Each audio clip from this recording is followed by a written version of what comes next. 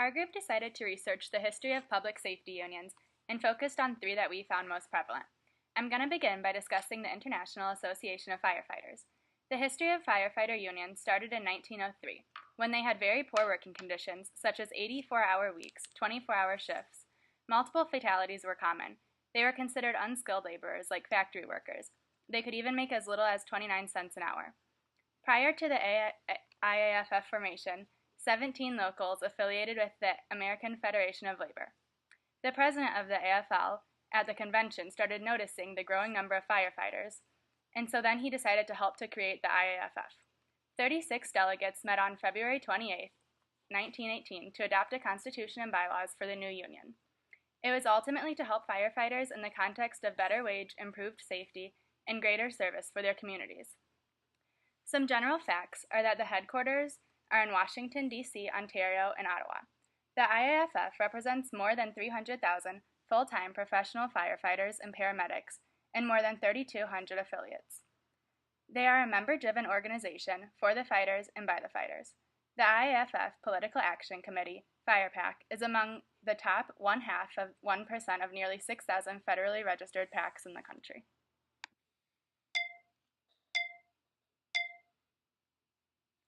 One thing that I found interesting that they're working on today is the IAFF Diversity Initiative. They're working on achieving and retaining a diverse fire service workforce. The issue of recruiting in general, and recruiting for diversity in particular, are among the most critical issues facing the fire service. The project is to identify effective recruitment, selection, and retention practices to achieve a fire service workforce that reflects the community served. The IAFF specifically wants to address the underrepresentation of people of color, women, and gays and lesbians in the fire service. When examining the IAFF Human Resources Manual, we found a quote which pertains to their policy on assistance. It states, "As it pertains to civil rights, the responsibility of the IAFF is to meet the needs of its members by consistently providing support for quick and just resolutions of acts of discrimination and harassment that arise within its affiliates." So we're now going to look at an important landmark in Chicago firefighter history, which would be the 1980 Chicago firefighter strike. They went on strike in Chicago, and it was the city's first and only firefighter strike. It left the city with no firefighter or ambulance protection for 23 days. The mayor in office during this 1980 strike was Jane Byrne.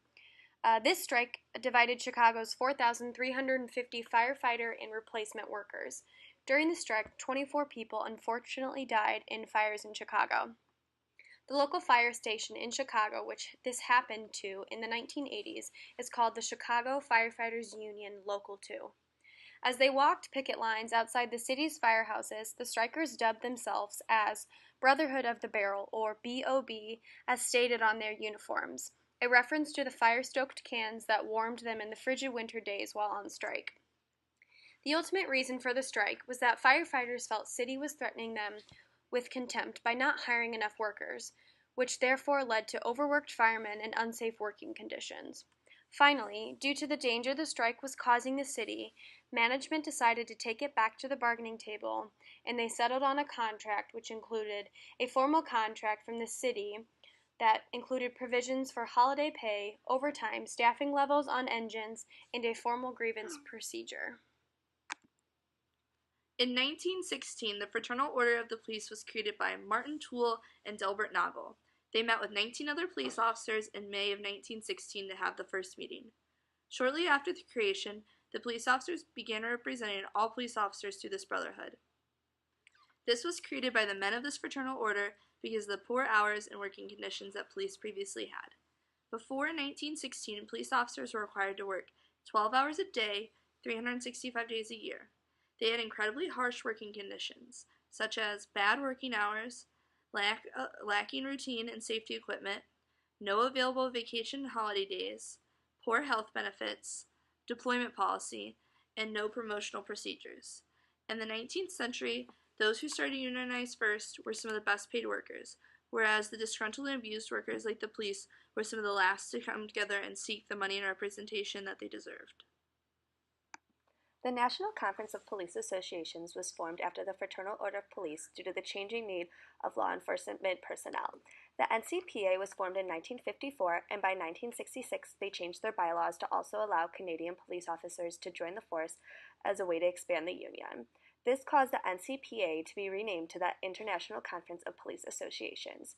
Members of the ICPA started to present their need for affiliation in front of the American Federation of Labor Congress of Industrial Organizations. This would not happen until later, until a few other major events occurred. On this slide, we're going to talk about the Baltimore police strikes. The Baltimore action was one of the few police strikes in the United States since the Boston police strike of 1919. Although it was followed by a wave of police unrest in other cities, it remains one of the few notable police strikes in U.S. history. The city officials opposed the organization of police as a group of workers, fearing the breakdown of order that might result from police strikes. However, Baltimore had a high proportion of minority and pro-union officers. Police officers who wanted to unionize met in secret for years before voting in 1966 to form the police local chapter of 1195, a chapter of AFSCME. One of Local 1195's key leaders was Thomas Rapinoe, a labor organizer who worked in a coal mine, then at Martin Aircraft, then for AFSCME. Rapinoe expanded the union in Baltimore and made inroads into surrounding counties. The Fraternal Order of Police immediately presented itself as a competing unit. It was the Fraternal Order of Police No. 3, which still exists, but it is independent from other types of workers and less militant than a labor group. By 1973, about 2,000 of Baltimore's 3,500 police officers claimed membership in the Local 1195. The AFSCME leaders and representatives from other public employee unions and organizations pressed the city of Baltimore for collective bargaining rights and higher wages. Some of the officers had worked previously at Bethelman Steel and been on strike before. In November of 1973, Perlmutter agreed to recognize collective representation for police and held an election to choose an exclusive bargaining agent. He stipulated that whatever the result, no secondary boycotts, stoppages, or strikes would be allowed. The Local 1195 won the strike by a large margin, with 1,488 votes to 769 for the Fraternal Order of the Police No. 3.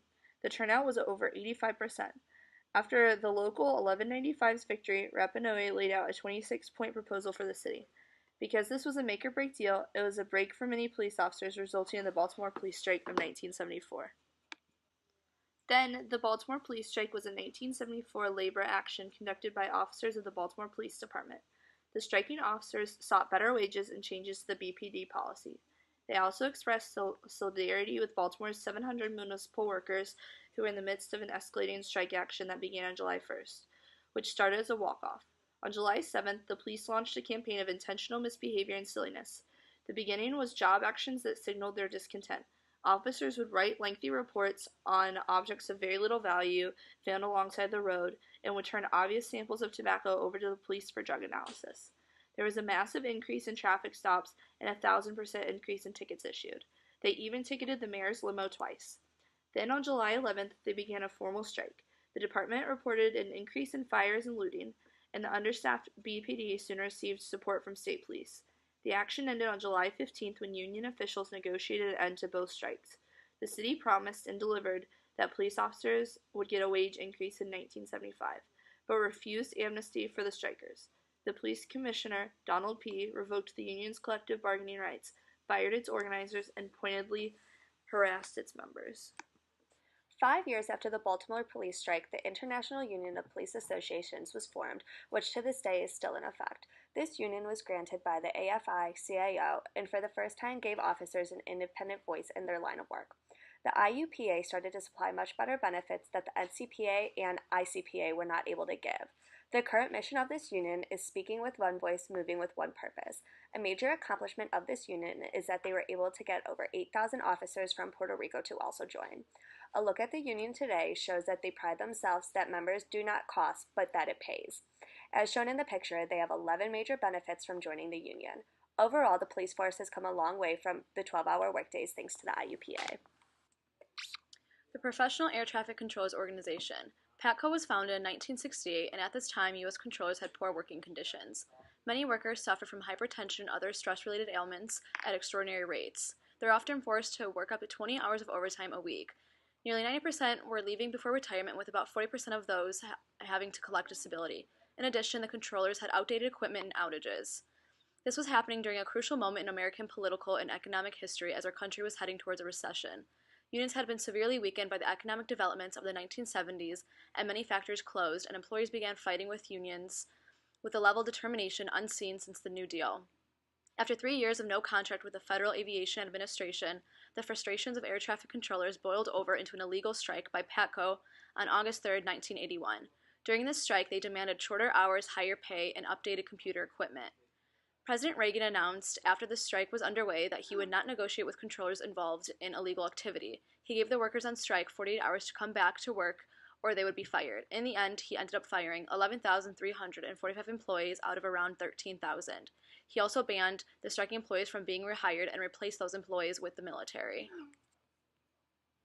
The National Air Traffic Controllers Association.